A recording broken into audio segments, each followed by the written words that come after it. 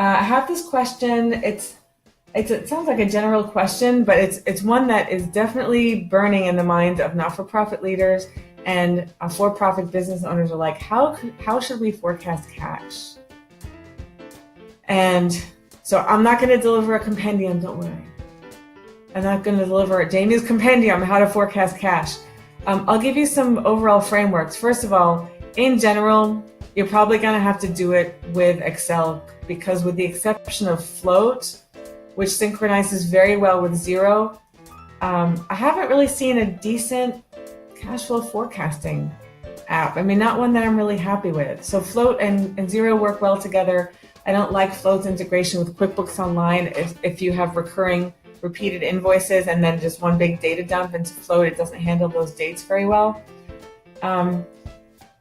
So if you're building something by hand, consider, first of all, how are you going to use that information? Are you using that at the macro level to present a 3-month forecast to your board? Are you using that at the micro level to make sure that you're managing vendors and managing AP, accounts payable, very closely to make sure your highest priority vendors get paid first, and you're watching your bank levels to make sure you don't get into an NSF situation? You know, if you're really managing on a micro level, you might need a daily cash flow forecast or a weekly cash flow forecast. Also consider segmenting your cash disbursements, that's everything that your company is paying out, and that doesn't include credit card charges. It could include payments on a company or an organizational credit card, but just money outside of your organization's bank account that's moving outside of it. Consider segmenting it according to rhythm. So if you have vendors on auto pay, it's predictable. Every month, round about this much or exactly this much. On the first Tuesday of every month or on the 5th of every month or whatever it is, comes out of the account. You might have a section in your cash flow forecast for the auto pay stuff. Why? Because it's really easy to copy and paste this batch of stuff into the next month. Or really easy to just find and replace all Augusts with Septembers, and boom, your cash flow forecast is now rolling forward a month for the auto pay. So I recommend separating out anything on auto pay if you're doing really nitty gritty, like daily or weekly cash flow forecasting. You might have a separate section for manual pay. These are all the balances due. It should be like a data dump from your AP, from your general ledger. And maybe there's a payment plan that you need to sketch out. Maybe you just have it on your docket. This week I'm going to pay this vendor that, this vendor how much, and you have that as a manual payment. That's not necessarily repeating every month. These are the things that are based on my decisions, my manual decisions.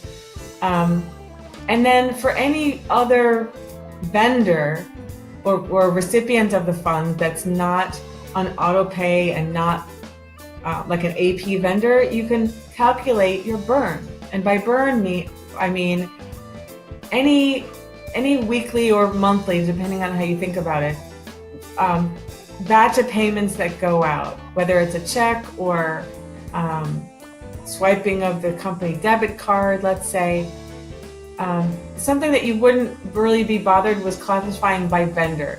You know, maybe you have your landlord for rent on the 1st of every month, but then you have just office expenses, right? You're not going to track in your cash flow forecast whether you're going to buy paper clips from Amazon this month or if you're going to buy paper clips from Office Depot this month, or maybe you'll spring for golden coated paper clips and go to, I don't know, moo.com if they sell golden coated paper clips. If anybody did, I'm sure they'd be the ones to sell it.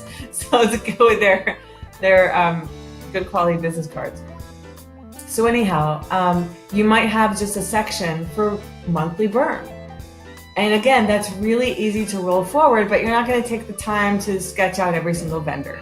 If you have all those plus payroll rolled up into a dashboard, you should be able to see what your cash flow is going to look like for the next X number of days or for the next X number of weeks. Again, that's a nitty-gritty approach that I would take more for weekly forecasting. If you're going to look more at monthly forecasting or quarterly, then you treat your data as such. More is going to get included in burn, and less is going to be included as a one-off. If your company is engaging in a particular initiative, maybe a huge fundraiser is coming up, so you have a sudden spike in spending. Or maybe your organization has just won a grant and you're about to spend a boatload of money and it's not going to be reimbursed until the following month. Yeah, you need to do some cash flow planning for that. But you don't necessarily need to do it vendor by vendor or account by account. You can list out in the same way that you think about it, which is the cool thing about a spreadsheet. The same way that you think about it, list it precisely out and have it be assigned a date tag or a month tag, and have it roll up to your dashboard to tell you what your cash is going to look like in the next X number of months. For any further information on that, we've done so much cash flow forecasting, and each cash flow forecast we do is really specific to the situation.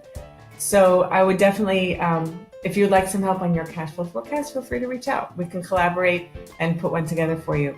Great. Hey, Craig, welcome for revenue forecasting. Seasonality is often important, an excellent point.